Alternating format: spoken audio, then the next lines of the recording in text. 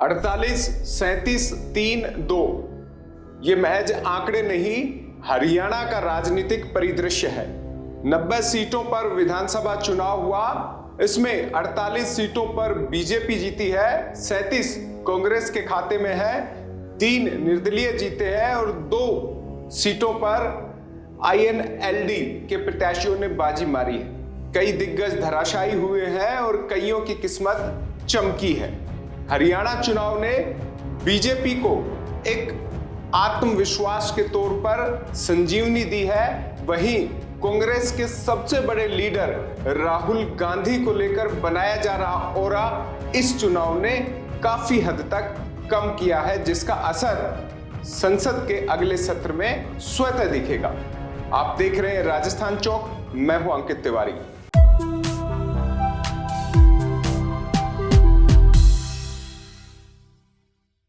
राजस्थान से सटा हरियाणा इलाका बेहद महत्वपूर्ण राजनीतिक लिहाज से है।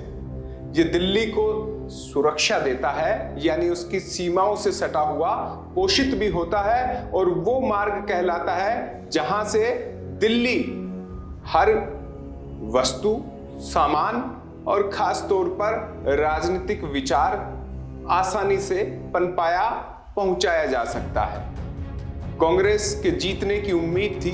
एक भी एग्जिट पोल ऐसा नहीं था जिसमें यह बताया ना गया हो कि हरियाणा तो राहुल गांधी का, कांग्रेस का है।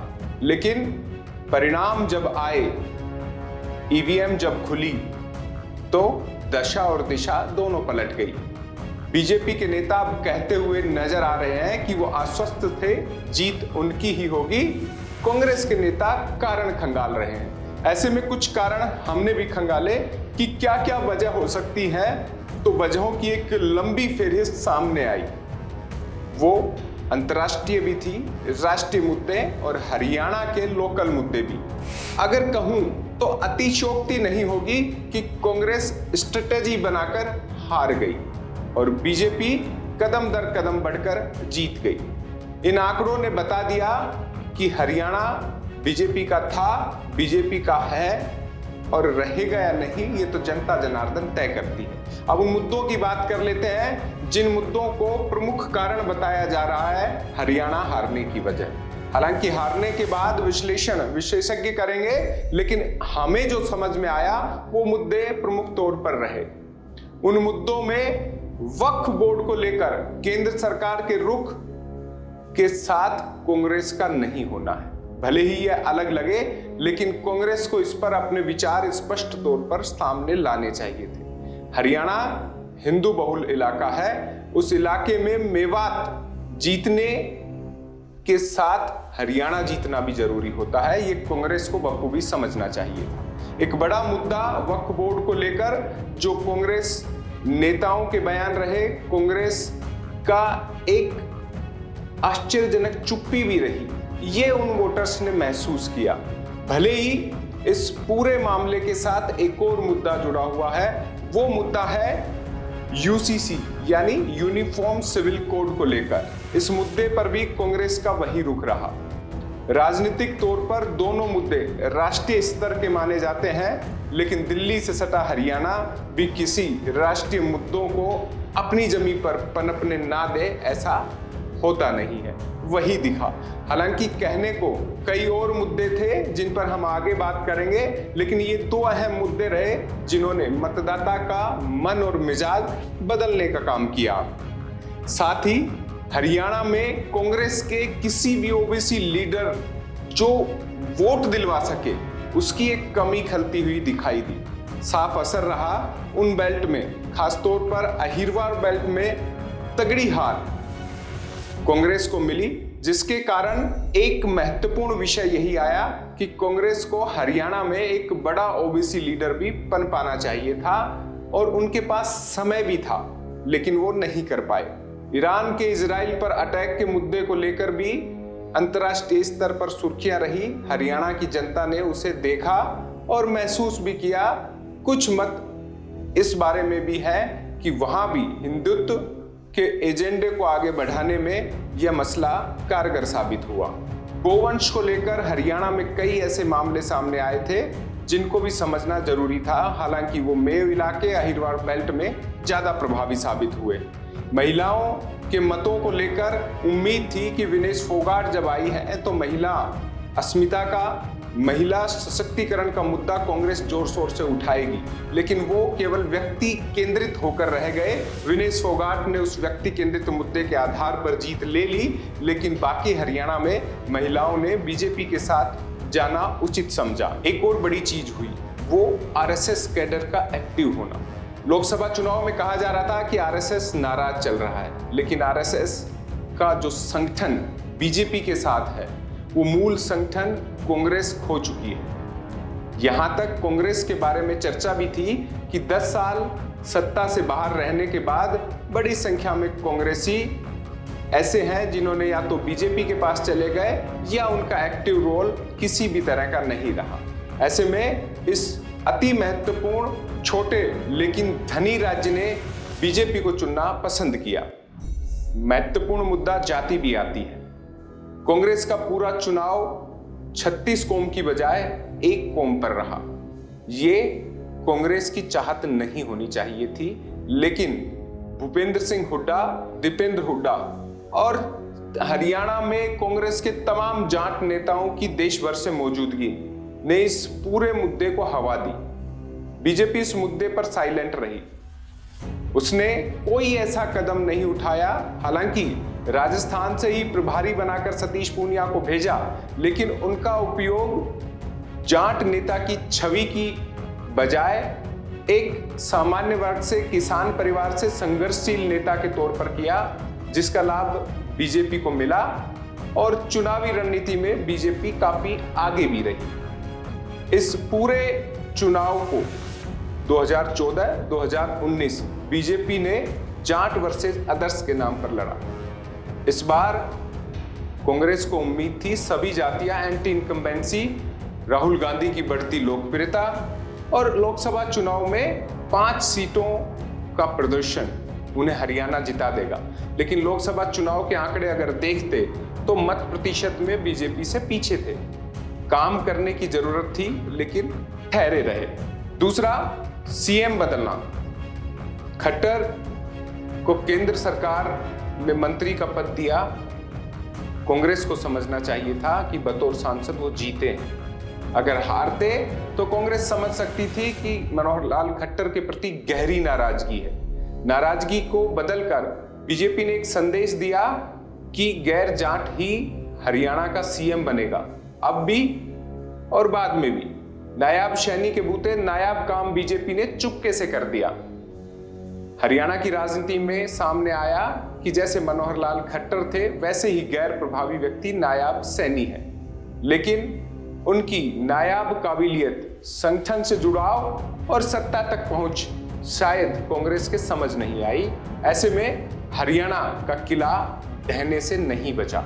एक बड़ा मुद्दा ये भी रहा और एक चुपके से मैसेज बीजेपी ने भी दे दिया कि हरियाणा में अगले दावेदार भी वही होंगे जिन्हें बीजेपी चुनती आई है। पीएम मोदी के फैक्टर की बात हम कर सकते हैं।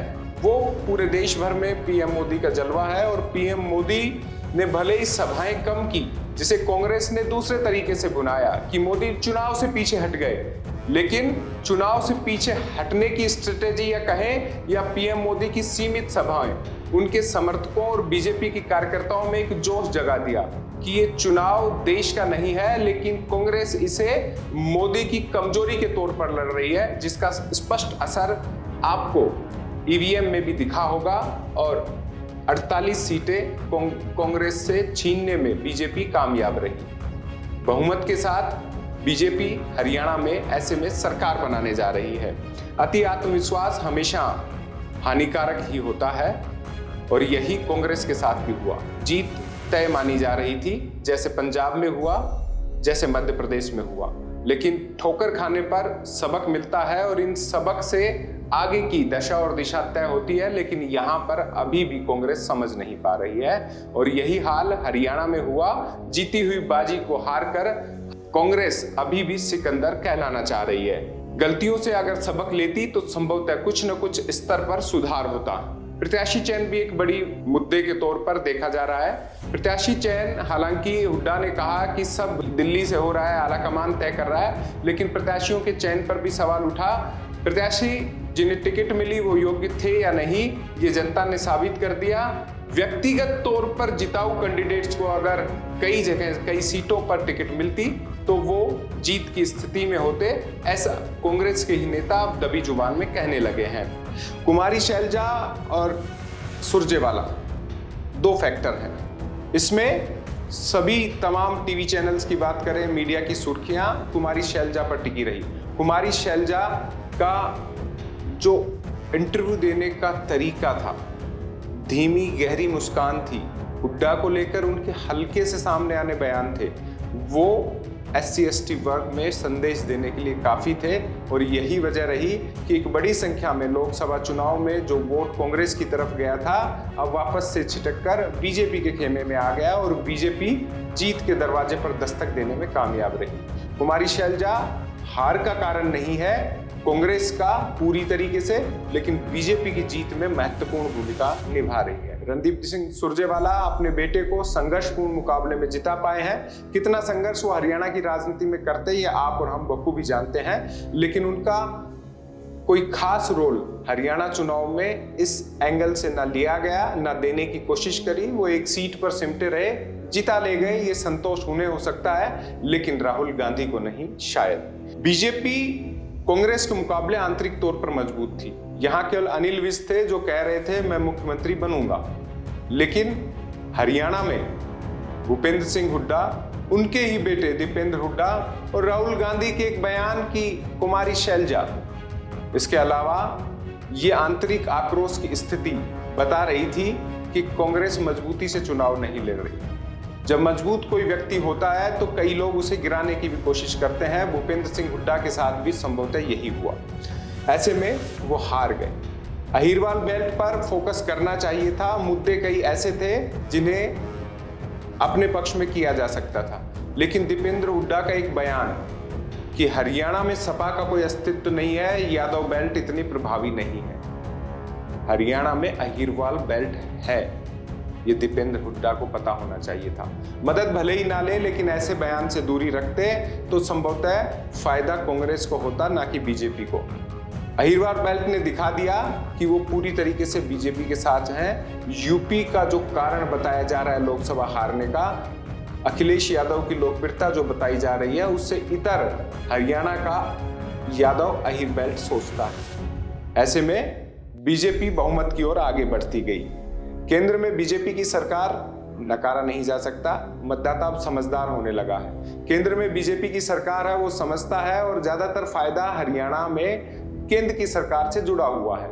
इसका सीधा लाभ बीजेपी को मिला है, और 10 वर्ष से जो शासन में रहे हैं केंद्र और राज्य में, उसके कई फैक्टर, चाहे कारोबारी हितों के लिहाज से माने, जमीन से जुड़े हुए रियल एस्टेट किंग का स्तर माने, या पूरी सरकार में काम कर रहे सरकारी कर्मचारी अधिकारियों की माने, वो इस वातावरण के अभ्यस्त हो चुके हैं जिसका लाभ भी बीजेपी को मिला है। तो सरकार होना एक बड़ा फैक्टर रहा है जो एंटी इनकम्बेंसी पर भारी पड़ा है। एक और फैक्टर था जिस पर ध्यान देना चाहिए था। वोटिंग प्रतिशत आपने देखा पिछले चुनाव के मुकाबले कम रहा।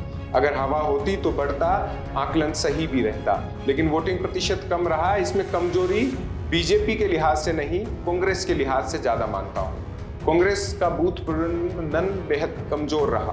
बीजेपी बूथ के मामले में, पन्ना प्रमुख के मामले में आगे है। उन्होंने काम वोटर को वोटिंग बूथ तक ले जाने के लिए किया, जिसकी कमी कांग्रेस को खली। और कांग्रेस के कमजोर प्रबंधन और सही सटीक रणनीति होने के बावजूद कई जगह मात खाने के चलते ये चुनाव परिणाम सामने आए।